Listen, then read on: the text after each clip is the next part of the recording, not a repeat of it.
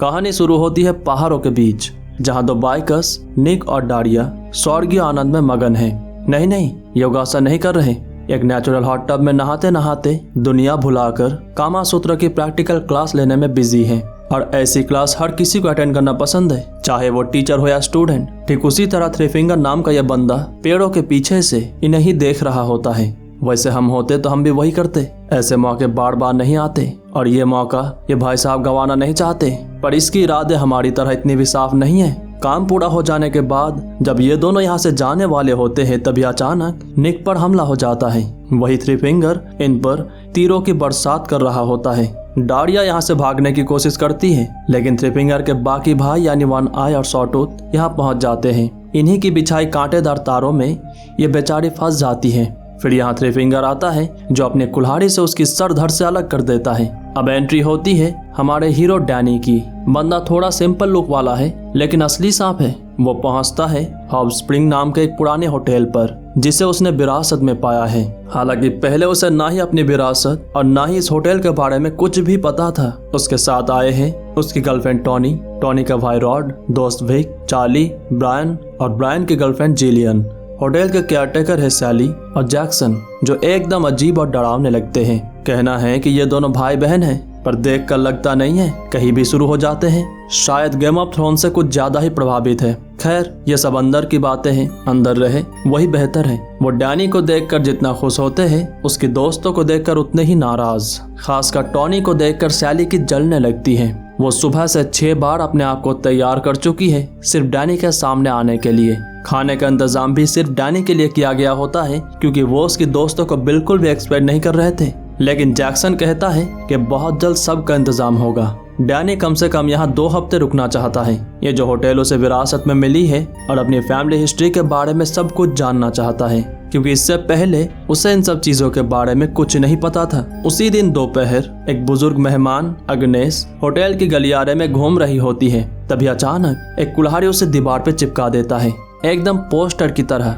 अगले ही पल यहाँ जैक्सन आता है, जो इसकी गला दूसरी तरफ घुमा देता है। फिर कहता है थोड़ा आराम से काम लो। यानी अग्नेस को ठोकने वाला जैक्सन नहीं बल्कि कोई और है, जिसकी इस अंधेरे में सिर्फ हंसी सुनाई देती है। जैक्सन ब्रायन और जिलियन के साथ उनके रूम में आता है उनके सामान रखने, और ये दोनों उस पर अपनी रौब जमाने की कोशिश करते हैं, क्योंकि वो इस होटल की नई मालिक के दोस्त हैं। यहाँ तक कि जैक्सन को टिप देने की भी कोशिश करते हैं, पर इन नादान परिंदों को कौन समझाए कि जैक्सन उनके टिप के पीछे नहीं बल्कि उनके सर के पीछे है। उसी रात जैक्सन जंगल की तरफ जाता है, जहाँ उसकी मुलाकात होती है थ्री फिंगर और उसके बाकी भाइयों से। जैक्सन इन्हें समझाता है कि डैनी अपने परिवार के पास वापस आ चुका है, बस उसे थोड़ा सा वक्त चाहिए, और तुम लोग ये सब बकचोदी बंद करो, खामखा दिन दहाड़े लोगों को मारना बंद करो। इन्हीं सब बातों से थ्री फिंगर गुस्सा हो जाता है, क्योंकि उसे दिन दहाड़े ऐसी बकचोदी करना बहुत पसंद है। अब समझ आ रहा है अग्नेस को किसने मारा था, लेकिन जैक्सन की रोक टोक की वजह से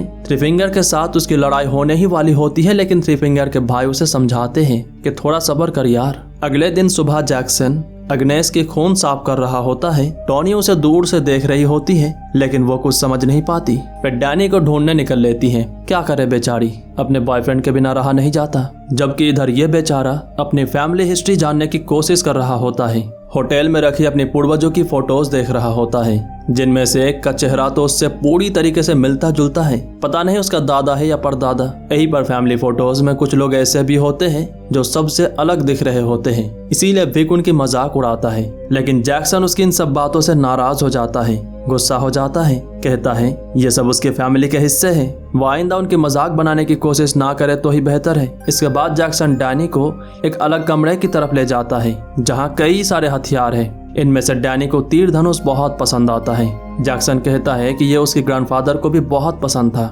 इससे डैनी और भी ज्यादा एक्साइटेड हो जाता है, और तभी जैक्सन उसे शिकार पर चलने के लिए कहता है। डैनी भी जोश जोश में निकल पड़ता है जैक्सन के साथ इन पहाड़ी जंगलों में शिकार करने, जहाँ थ्री फिंगर और उसके भाइयों की राज चलता है।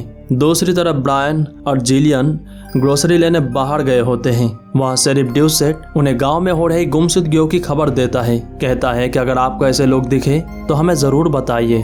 हालांकि उन्होंने अग्नेस को होटल में टहलते हुए देखा था, लेकिन फिलहाल उन्हें कुछ याद नहीं आ रहा। बड़ा ही कमजोर दिमाग है। खैर वो अपने रास्ते निकल लेते हैं और शेरिफ ड्यूसेट अपने रास्ते, लेकिन रास्ते में हेलिकर रोड ब्लॉक में फंस जाता है। वो बंदूक लेकर ऐसी बकचोदी करने वाले को ढूंढना शुरू करता है। तभी अचानक थ्री फिंगर उस पर हमला करता है। अपने बचाव के लिए वो थ्री फिंगर पर गोलियां चलाता है, जिससे फिलहाल उसे यहाँ से भागना पड़ता है। पर ये थ्री फिंगर है मेरी जान, इतने आसानी से हार मानने वालों में से नहीं है। वो अचानक ही पीछे से आता है, फिर एक तीर चलाता है जो ड्यूसेट के मुंह के आर पार हो जाता है। अब तक जिलियन और ब्रायन वापस आ चुके होते हैं। वो इन्हें दिखाते हैं कि यहाँ पर किस तरह से लोग गायब हो रहे हैं। इससे टॉनी डैनी के लिए और भी ज्यादा चिंता करना शुरू कर देती है, क्योंकि वो अभी जंगलों में जैक्सन के साथ है और अंधेरा होने वाला है। वो विक से रिक्वेस्ट करती है कि वो डैनी को जल्द से जल्द वापस ले आए। इधर जंगल में डैनी एक हिरन की शिकार करता है। फिर जैक्सन के कहने पर वो इस हिरन की गला काट देता है और कहीं ना कहीं उसे ऐसा करने में बड़ा मजा आता है। इधर विक जो डैनी की तलाश में जंगलों में इधर उधर भटक रहा होता है, वो अपने रास्ते में देखता है कि कोई उस हिरन को खा रहा है। इससे वो बहुत ज्यादा डर जाता है और इसी जंगलों में पागलों की तरफ भागना शुरू करता है। रास्ते में वो डैनी से टकरा जाता है। उसी की वजह से डैनी कांटेदार तारों में फंस जाता है और इतनी बुरी तरीके से फंसा होता है कि ना ही वो खुद को निकाल पा रहा होता है और ना ही विक उसे निकाल पा रहा होता है। एन वक्त पर यहाँ जैक्सन आ जाता है। इसके बाद हम डैनी को देखते हैं जो होटल में है और यहाँ सैली उसकी मरहम पट्टी करने की कोशिश कर रही है। इसके साथ वो कुछ ऐसा करने की भी कोशिश करती है जो उसे नहीं करना चाहिए, फिलहाल तो नहीं। फिर यहाँ टॉनी आती है, जिससे सैली को यहाँ से जाना पड़ता है। डैनी घायल है, लेकिन फिर भी अपनी मचलती जवानी के चलते वो अपने आप को रोक नहीं पाता। शुरू हो जाता है टॉनी के साथ, जबकि सैली अभी तक यहाँ से गई नहीं होती। वो अभी भी दरवाजे के बाहर खड़ी है और उन्हें ऐसा करते हुए देखकर उसे गुस्सा तो आता है, लेकिन फिलहाल उसके अंदर हवस की आग भी जल रही होती है। इधर विक को बार बार जंगल की वो यादें सता रही होती है, इसीलिए रॉड और चार्ली उसके साथ थोड़ा सा चिल करने की कोशिश करते हैं। इसके चक्कर में वो ब्रायन और जिलियन की प्राइवेट मोमेंट्स को भी कैप्चर कर लेते हैं। इससे वो दोनों इन पर बहुत ज्यादा गुस्सा हो जाते हैं, लेकिन चार्ली की ऐसे पिछवाड़ा दिखाने की वजह से ही मामला थोड़ा सा ठंडा हो जाता है। अगले दिन सुबह डैनी बार बार उस पल को याद कर रहा होता है जब उसने हिरन की गला काटा था। इससे उसे बहुत अच्छा लगता है और वो जो डिप्रेशन की दवाइयाँ ले रहा था, अब से वो भी लेना बंद कर देता है। ब्रेकफास्ट के दौरान वो अपने दोस्तों को बताता है कि वो इस पूरे होटल की मरम्मत करना चाहता है, इसे रिस्टोर करना चाहता है, क्योंकि अब इसे ही वो अपना घर मानता है। आखिर ये उसकी फैमिली की हिस्सा जो है। फिलहाल तो उसके सारे दोस्त उसके हाँ में हाँ मिला देते हैं, लेकिन रूम में आते ही जिलियन ब्रायन से शिकायत करना शुरू कर देती है। कहती है हमें तो वापस जाना था, ब्रायन अपनी दोस्त की मदद करना चाहता है, इसीलिए तो वो यहाँ पर आए थे। लेकिन जिलियन तो जैसे पागल हो चुकी है शहर वापस जाने के लिए। इसी बात से गुस्सा होकर ब्रायन उसकी बैग फेंक देता है, जिसमें से इसी होटल के कुछ कीमती सामान निकलते हैं। ब्रायन समझ जाता है कि आखिर वो क्यों इतनी जल्दी शहर वापस जाना चाहती थी। इससे ब्रायन की दिमाग भी थोड़ा सा घूम जाता है। वो अपनी गर्लफ्रेंड की साथ देना ही ज्यादा बेहतर समझता है।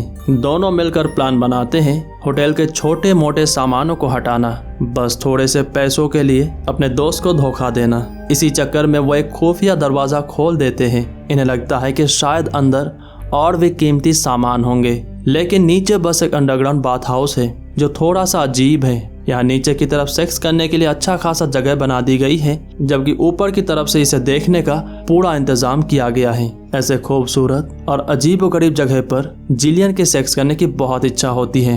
वो ब्रायन को उकसाती है, वो भी अपने आप को रोक नहीं पाता और बस शुरू हो जाती है इनकी मिशनरी। यहाँ पर सैली भी होती है जो चोरी छुपे उन्हें देखकर अपने हाथों से ही अपने आप को मजे दिला रही होती है। यही हरकतों की वजह से ही तो हमें लड़कियां नहीं मिलती। खैर वो सब छोड़िए। इधर ब्रायन जैसे ही चरमसूख की ओर बढ़ता है, अचानक थ्री फिंगर उस पर हमला कर देता है। इससे वो अधमरा हो जाता है। इसके बाद वो जिलियन की पैर खींचकर उसके शरीर से अलग कर देते हैं। फिर वो ब्रायन को मारने ही वाले होते हैं, लेकिन सैली उन्हें रोक देती है। कहती है तुम लोग अपनी ये सबक चोदी बंद करो, डैनी को इसकी भनक भी नहीं लगनी चाहिए। सैली ब्रायन को अपने कमरे में ले आती है। फिर वही होता है जो शायद किसी नर्क से भी बुरा हो। वो ब्रायन की यौन शोषण करती है, एक अधमरे इंसान को अपने हवस का शिकार बनाकर। फिर जैक्सन के कहने पर सैली उसे अपने तकिए से दम घोंटकर मार देती है वैसे मारने की तरीका भी थोड़ा सा सेक्सुअल है। डैनी ब्रायन और जिलियन को ढूंढते हुए उनके कमरे तक पहुंच जाता है, जहां वो देखता है कि उनके बैग में होटल के कुछ कीमती सामान है। डैनी इन दोनों को पहले से ही जानता है। ये दोनों पैसों के मामले में हर किसी को पीछे छोड़ सकते हैं, पर उसे थोड़ी सी नाराजगी होती है क्योंकि ये उसकी खुद की जगह है और यहाँ पर उसके दोस्त चोरी करने की कोशिश कर रहे थे। टॉनी उसे समझाने की कोशिश करते हैं कि ये उसके दोस्त हैं, शायद वो थोड़ा सा भटक गए होंगे, लेकिन डैनी अपने दोस्तों को पहले से ही जानता है। इन्हीं सब बातों को लेकर इन दोनों के बीच थोड़ी सी अनबन हो जाती है क्योंकि टोनी को लगता है कि डैनी इस जगह की वजह से ही थोड़ा सा बदल गया है, लेकिन डैनी उसकी इन सब बातों पर ज्यादा ध्यान नहीं देता। इधर विक रिसेप्शन पर देखता है कि जिलियन और बैन की बैग रखा हुआ है। तभी उसे जैक्सन और सैली की आवाज आती है जो डैनी को समझा रहे होते हैं उसकी फैमिली हिस्ट्री के बारे में। वो कहते हैं कि उसे बताने से अच्छा है कि वो उसे उसकी फैमिली हिस्ट्री दिखा दे, वो कौन है, कहाँ से आया और उनके साथ आखिर उनका रिश्ता क्या है। उसी रात जैक्सन और सैली उसे लेकर एक गुप्त स्थान पर जाते हैं जहां जंगल के बीचों बीच पूरा नरभक्षियों का कबीला रहता है। वहां डैनी को बताया जाता है कि वो एक हिलिकर वंशज है और उसका काम है इस परंपरा को आगे बढ़ाना। कौन सा परंपरा? वो चाहते हैं कि डैनी के साथ सैली की जिस्मानी ताल्लुकात बने ताकि उनके जरिए उनकी वंशज आगे बढ़े। कहीं ना कहीं डैनी भी इन्हीं के साथ देना चाहता है क्योंकि अब यही उसकी फैमिली है। परंपरा के अनुसार उसे एक खास ड्रिंक दिया जाता है जो सिर्फ इस फैमिली मेंबर्स के लिए होता है। अब तक थ्री फिंगर उसके भाइयों के साथ यहाँ पर वापस आ चुका होता है और वो भी इस जश्न में शामिल हो जाता है। वो भी इसी फैमिली का हिस्सा है। दूसरी तरफ विक चुपके से इस मुलाकात को देख रहा होता है, लेकिन वो छिप नहीं पाता। नरभक्षी विक को पकड़ लेते हैं और पूरे बिरादरी के सामने मौत का नंगा नाच शुरू हो जाता है। विक डैनी से मदद मांगता है, लेकिन डैनी अपने होश में नहीं है। वो विक को पहचानने से इनकार कर देता है। अगले ही पल थ्री फिंगर उसकी गला काट देता है। उसके बहता हुआ खून को सब इकट्ठा कर रहे होते हैं। यही खून वो डैनी को भी पीने के लिए देते हैं। वो इतनी ज्यादा नशे में है कि वो इस खून को भी पी जाता है। इधर थ्री फिंगर विक के अंगों को जिंदा ही चीर कर निकाल लेता है। सब उसे खाते हैं जैसे त्योहार मना रहे हो। इसके बाद डैनी और सैली सबके सामने ही शुरू हो जाते हैं। जैसे ही अगली सुबह होती है, होटल के अंदर का माहौल अब किसी रूहानी रिजॉर्ट जैसा नहीं बल्कि नरक की रसोई बन चुका होता है। डैनी वापस आता है, लेकिन उसकी हालत देखकर सब चिंतित हो जाते हैं, लेकिन डैनी उन्हें कुछ बताने से पहले ही सो जाता है। इधर इन्हें एहसास हो चुका होता है कि ब्रायन और जूलियन अभी तक वापस नहीं लौटे और विक भी रात से गायब है। इसीलिए टॉनी, चार्ली और रॉड होटल छोड़ने की फैसला करते हैं, लेकिन तभी उन्हें रसोई से अजीब सी महक आती है। वो चुपचाप रसोई में झांकते हैं और वहाँ जो देखते हैं उससे उनके शरीर की सारे नसें एक सेकंड के लिए बिल्कुल सुन्न हो जाती हैं। जैक्सन एक बर्तन में मांस पका रहा है और पास ही में रखा हुआ है जूलियन और ब्रायन की शरीर के टुकड़े, जैसे कोई कसाई खाने की दुकान हो। और जैक्सन बड़े ही सादगी से मिर्च मसाला डालकर जैसे कहना चाहता हूँ, बस 2 मिनट। ये तीनों बिना समय गवाए यहाँ से भागने लगते हैं, लेकिन तभी सामने प्रकट होता है थ्री फिंगर। तीनों भागते हैं अपनी जान बचाकर, लेकिन अब तक थ्री फिंगर के बाकी भाई भी यहाँ पर आ चुके होते हैं। चार्ली को सॉटूथ पकड़ लेता है। चार्ली बहादुरी से उससे लड़ता है, लेकिन अब तक वन आई और थ्री फिंगर भी यहाँ पर आ चुके होते हैं और फिर शुरू होता है मौत का खेल। वन आई और सॉटूथ उसे पकड़ कर रखते हैं, जबकि three finger water supply pipe पहले उसके मुंह में, पर जब इससे काम नहीं बनता तो वो उसके पिछवाड़े में डाल देता है और तब तक पानी डालता रहता है जब तक कि उसके पेट फट नहीं जाता। टॉनी डैनी को छोड़कर नहीं जाना चाहती। रॉड उसे समझाने की कोशिश करता है कि अब डैनी पहले जैसा डैनी नहीं रहा, वो अब पूरी तरीके से बदल चुका है। क्या तुम्हें नहीं दिख रहा? अब वो इनमें से एक है। फिर भी वो नहीं मानती। इधर रॉड चोरी छुपे होटल से भागने की कोशिश कर रहा होता है, लेकिन नरभक्षियों के बिछाई जाल में उसका पैर फंस जाता है। वो इतनी दर्द में है, लेकिन फिर भी एक आवाज तक नहीं निकालता। पर उसकी किस्मत खराब है। नरभक्षी इस ट्रैप को अपनी तरफ खींचने लगते हैं और थ्री फिंगर अपना चाकू सीधा उसके सर पर। टॉनी अब पूरी तरीके से समझ चुकी है, ना ही यहाँ पुलिस है और ना ही भगवान, बस दरिंदे हैं और उनका मसीहा डैनी। अब टॉनी सीधा जाती है होटल के हथियार वाले कमरे में। वहां से एक पुरानी लेकिन भारी राइफल उठाती है और सीधा चलती है बाथ हाउस की ओर और वहां मिलती है सैली से, जो उसे उकसाने की कोशिश कर रही होती है डैनी के नाम से। फिर दोनों में जबरदस्त झगड़ा शुरू होती है। इस दौरान टॉनी गर्म पानी से सैली की चेहरा जला देती है और फिर बिना सोचे उस पर गोलियां चलाती है, जिससे सैली की टांग उखड़ जाती है। अब डैनी यहाँ पर आता है, जो टॉनी को ऐसा करने के लिए डांट रहा होता है। फिर वो जाता है सैली को संभालने। वो टॉनी को यहाँ से चले जाने के लिए कहता है इससे पहले कि उसे नुकसान पहुंचे, लेकिन टॉनी उसे छोड़कर नहीं जाना चाहती। अब यहाँ पर जैक्सन आता है जो पीछे से टॉनी को पकड़ लेता है। अपनी बहन की ऐसी हालत के लिए जिम्मेदार ऐसी लड़की को वो जिंदा दफन कर देना चाहता है, लेकिन डैनी कहता है कि ये काम वो खुद करना चाहता है। जैक्सन उस पर भरोसा करके टॉनी को उसके हाथों में सौंप देता है और ये पुराना आशिक टॉनी को जितना जल्दी हो सके यहाँ से भागने के लिए कहता है। टॉनी अपनी जान बचाकर भागती है, लेकिन फिर भी जैक्सन उसे पकड़ लेता है।